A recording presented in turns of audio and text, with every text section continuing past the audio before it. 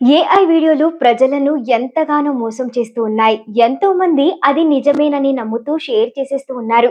Social మీడియాలో scrolling చేస్తుంటే ఒక పెద్ద చిరుతపులి ఒక ఇంటి వెనక ఉన్న ప్రాంగణంలోకి దూకుతుంది. ఒక పిల్లి అక్కడే ఉన్న పసిపిల్లవాడికి ఏమీ అవ్వకుండా అడవి జంతువులను భయపెడుతుంది. ఇది నిజంగా జరిగిందేనా అనే అనుమానమే లేకుండా జంతువుల మీద ఉన్న ప్రేమతో షేర్ల మీద షేర్లు చేస్తూ ఉంటాము. నేను మీ Rupa Nagesh. Welcome to Telugu post fact check cyber security series.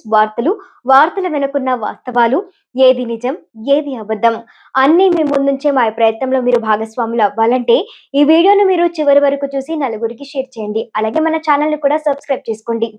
కృత్రిమ మేధస్సు ద్వారా రూపొందించిన కొన్ని వీడియోలు చాలా రియలిస్టిక్ గా అనిపిస్తూ ఉంటాయి. అసలైన వీడియోలకు వీటికి తేడాలను తెలుసుకోవడం దాదాపు అసాధ్యమే అనొచ్చు. కానీ ఇవి జంతువులను మనుషులు తప్పుగా అర్థం చేసుకోవడానికి కూడా కారణమవుతుంది. కన్జర్వేషన్ బయాలజీ అధ్యయనంలో పరిశోధకుల బృందం సోషల్ మీడియాలో ఆర్టిఫిషియల్ ఇంటెలిజెన్స్ ద్వారా సృష్టించిన అడవి జంతువుల ఫోటోలు, వీడియోల వైరల్ కంటెంట్లు పలు సమస్యలకు కారణమవుతుందని తెలుసుకున్నారు.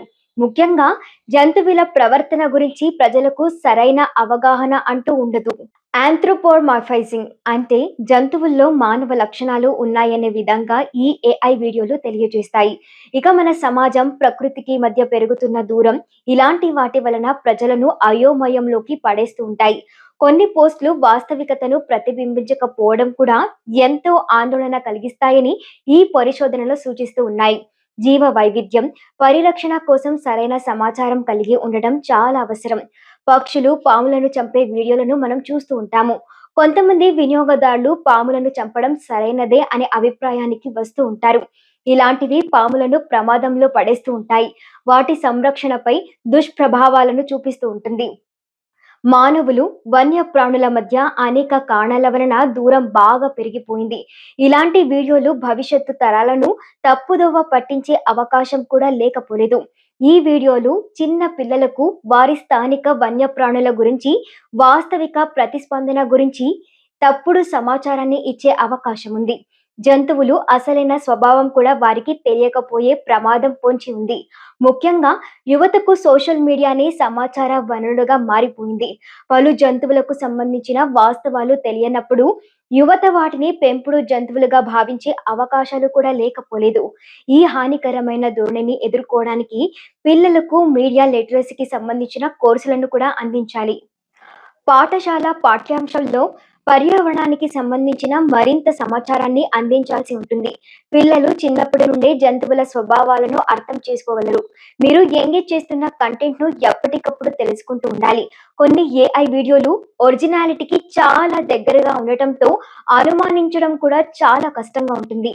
ఎల్లప్పుడూ వీడియో నాణ్యత, వీడియో నిడివి, వీడియోలో వింతగా కనిపించే ఆకారాలు, అసహజ కదలికలను గుర్తించి వెంటనే సోషల్ మీడియాలో ప్రస్తావించడం చాలా ముఖ్యం. ఏఐ అందరికీ చేరువవుతున్న సమయంలో జంతువుల గురించి తప్పుడు సమాచారాన్ని వ్యాప్తి చేసే ప్రమాదం కూడా అంతకి మించి ఉంది. ఇటీవల పులులకు సంబంధించిన ఓ 2 వీడియోలు విపరీతంగా వైరల్ అయ్యింది. కొన్నిటి గురించి అయితే లైవ్ లో చర్చ కూడా పెట్టారు. మధ్యప్రదేశ్ లో పులికి ఓ తాగుబోతు మందు తాగించాడనే ప్రచారం కూడా సాగింది. Pench tiger reserve deputy director Rajneesh Kumar Singh ఈ వీడియోను నకిలీదని స్పష్టం చేశారు.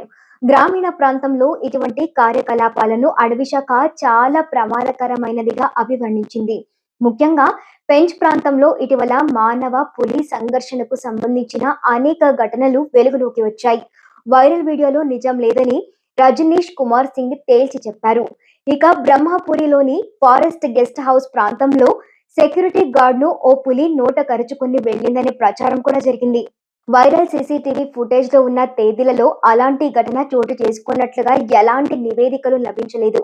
వైరల్ వీడియోను నిశితంగా పరిశీలించగా అందులో పులి పరిగెత్తిన విధానం, పులిని చూసిన వెంటనే ఆ వ్యక్తి ప్రవర్తించిన తీరులో చాలా తేడాలు ఉన్నాయి.